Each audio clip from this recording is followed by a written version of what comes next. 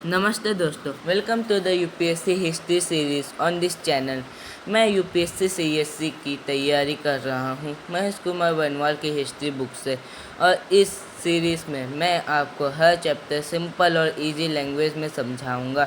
अगर आप भी हिस्ट्री में स्ट्रॉन्ग होना चाहते हैं या यूपीएससी के लिए स्टार्ट कर रहे हैं तो ये सीरीज़ आपके लिए परफेक्ट है। हर वीडियो में मैं इम्पोर्टेंट पॉइंट्स हाईलाइट करूँगा जो एग्ज़ाम के लिए बहुत यूज़फुल है। तो चैनल को सब्सक्राइब करो और बेल आइकन दबाना मत भूलना। हाँ तो हेलो मेरे प्यारे फ्रेंड्स, तो आज की नई वीडियो में आप सभी का स्वागत है। तो पिछली वीडियो में हमने सील्स के बारे में पढ़ा था, तो आज हम पढ़ने वाले टूल्स के बारे में। तो चलिए शुरू करते हैं। From the beginning of civilization, humans have made tools to build and shape our society. Tools have affected human civilization and helped move the course of history. तो शुरू से टूल्स जो है उन्होंने ह्यूमंस का हेल्प किया है। टूल्स ने ह्यूमन सिविलाइजेशन को बहुत ही ज़्यादा अफेक्ट किया है और टूल्स हमारे लिए बहुत यूज़फुल हैं। टूल्स के बारे में तो बहुत लोग जानते होंगे। They have played significant role in helping ancient humans to reach on the top of food chain to accomplish tasks that human bodies could not, such as using a spear or bow and arrows to hunt, wield that helped in transportation and mobility, or plug that settled them through agriculture. तो जो ये tools है उन्होंने हमारे ancient humans को बहुत ही ज़्यादा help की है। उन्होंने टूल्स ने कुछ ऐसी चीज़ें करने में हमें मदद की है जो हमारा नॉर्मल ह्यूमन बॉडी नहीं कर सकता है। जैसे कि हंट करने में हथियारों ने काम आया है और चक्का का आविष्कार हमें ट्रांसपोर्टेशन में मदद किया और हल से हम खेती करते हैं। हाँ, वैसे आजकल तो ट्रैक्टर आ गए हैं। Study of tools gives us a broader idea about the food habits of the society of that time. तो जो टूल्स है उनकी स्टडी से हम पुराने ह्यूमंस के फूड हैबिट्स के बारे में भी जान सकते हैं। तो अब अगला टॉपिक है स्कल्पचर एंड पेंटिंग। तो ये जो स्कल्पचर और पेंटिंग है वो दोनों अलग अलग वर्ड है, दोनों का अलग मीनिंग होता है।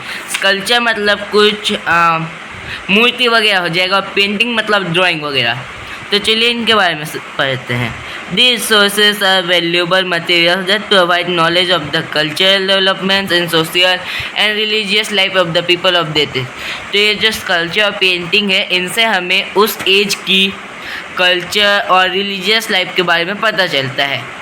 The paintings and the sculptures carved on temple walls tell us about dress, hairstyle, ornaments, modes of transport, etc. of the people belonging to a particular period. तो ये जो पेंटिंग्स और स्कल्पचर है उनसे हमें ये जो है पेंटिंग और स्कल्पचर ये हमें टेम्पल्स में मिलते हैं और इनसे हमें उस टाइम के dress, hair style, ornaments, transport के मोड्स एक्सेट्रा चीज़ों के बारे में हम पता कर सकते हैं। तो अब यहाँ पे कुछ list of important ancient and medieval paintings in India. तो यहाँ पे कुछ इम्पोर्टेंट पेंटिंग्स दिए गए हैं, उसे आप पढ़ लीजिएगा। अगर मैं पढ़ाऊँगा तो हो गया फिर भाई। तो अब अगला पॉइंट पढ़ते हैं poetry. Poetry plays an important role in studying culture and reconstructing the past.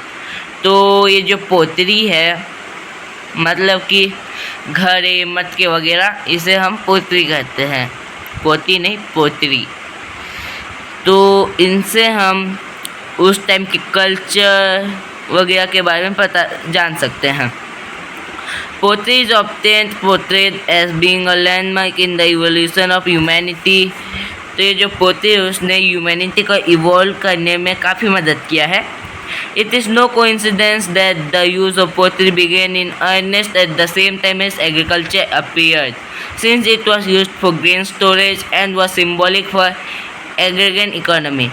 तो ये कोइंसिडेंस नहीं है कि जब एग्रीकल्चर है उसी टाइम पे पोट्री भी है, क्योंकि पोट्री का हम यूज़ करते थे ग्रेन स्टोर करने में और बाकी चीज़ें स्टोर करने में। तो अब अगला पॉइंट है grapes. Burial is one of the earliest detectable form of religious practice since ancient times.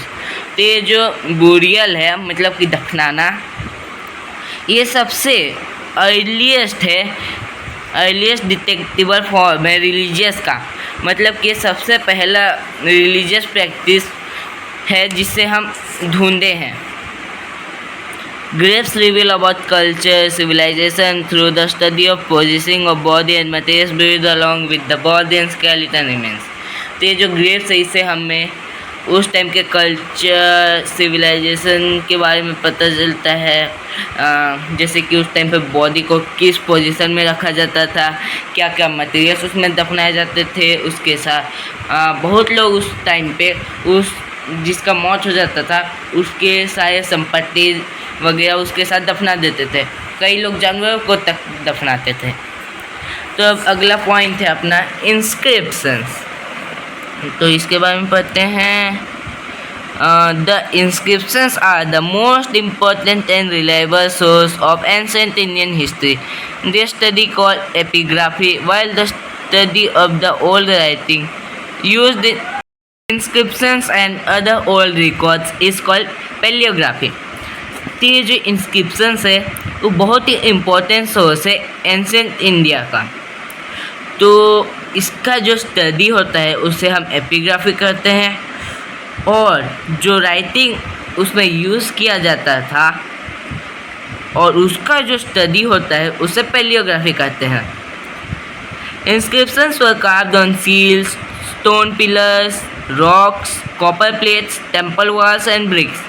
तो ये जो इंस्क्रिप्शंस थे वो सील्स, स्टोन पिलर्स, पत्थर के खंभों, पत्थरों पर, कॉपर प्लेट्स में, मंदिर की दीवारों पर और ईंटों पर इन्हें लिखा जाता था।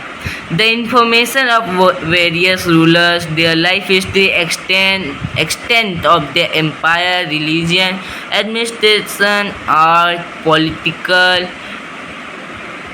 and social conditions can be obtained from inscriptions. तो ये जो इंस्क्रिप्शंस थे उनसे हमें कई रूलर्स के बारे में पता चलता है, उनके लाइफ हिस्ट्री में उनके साथ क्या क्या हुआ, उनका एम्पायर कैसे ख़त्म हुआ, उस टाइम पे क्या रिलीजन फॉलो किया जाता था, कैसे एडमिनिस्ट्रेशन था, आर्ट, पॉलिटिकल, सोशल कंडीशंस, ये सब के बारे में हमें इंस्क्रिप्शन से पता चलता है। The Harappan inscriptions have been written in a pictographic script in which ideas and objects were expressed in the form of pictures. ये जो हमें हरप्पन इंस्क्रिप्शंस मिले हैं वो रिटर्न है पिक्टोग्राफिक स्क्रिप्ट में, जिसमें जो ऑब्जेक्ट्स, आइडियाज वगैरह थे उन्हें पिक्चर के द्वारा दर्शाया गया है। These are the earliest inscriptions belonging to about 2500 BC which have not been deciphered so far. तो ये जो हरप्पन इंस्क्रिप्शंस है वो 2500 BC का है, जिसे अब तक हम सॉल्व नहीं कर पाए हैं। मतलब कि उसका मिस्ट्री, उसमें क्या लिखा है उसके बारे में हम जान नहीं पाए हैं। The Ashokan inscriptions of the 3rd century BC are the oldest inscriptions deciphered so far. These are engraved in Prakrit language in the following scripts. ये जो अशोकन इंस्क्रिप्शंस है वो 3rd century BC का है, और ये अब तक का सबसे पुराना इंस्क्रिप्शन है जिसके बारे में हम सब कुछ जान चुके हैं। मतलब कि उसमें क्या लिखा है, क्या कुछ है उसमें, वगैरह वगैरह। मतलब कि वो पूरा सॉल्व हो चुका है। और ये जो अशोकन इंस्क्रिप्शन है वो प्राकृत लैंग्वेज में लिखा गया है। और यहाँ पे कुछ और भी स्क्रिप्ट वगैरह दी गई हैं। Brahmi script, this was written from right to left and prevailed in the whole country except in the north western part. तो ये जो ब्राह्मी स्क्रिप्ट है इसे राइट टू लेफ्ट लिखा जाता था और ये पूरे कंट्री में कॉमन था सिवाय नॉर्थ वेस्टर्न पार्ट में। तो अगला स्क्रिप्ट है Kharoshthi script, this was written from right to left. तो ये जो खरोष्ठी स्क्रिप्ट है उसे भी राइट टू लेफ्ट ही लिखा जाता था। अगला है Greek and Aramaic scripts. These were employed in writing Ashokan inscriptions in Pakistan and Afghanistan. तो जो अशोकन इंस्क्रिप्शंस पाकिस्तान और अफगानिस्तान में मिले हैं उनमें जो स्क्रिप्ट का यूज़ हुआ है वो है ग्रीक और एरामिक स्क्रिप्ट। तो यहाँ पे कुछ बॉक्स में दिया गया है। इन 1837 James Prinsep completed the chart of Ashokan alphabets through Ashokan pillar inscription, which was found by Firoz Shah Tughlaq at Meerut and Topra.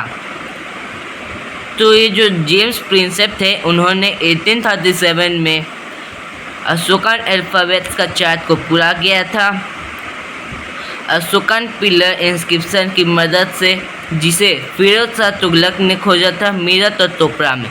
तो अगली वीडियो में हम इंस्क्रिप्शंस के बारे में और जानेंगे, तो इसलिए बने रहिए हमारे साथ। बाय।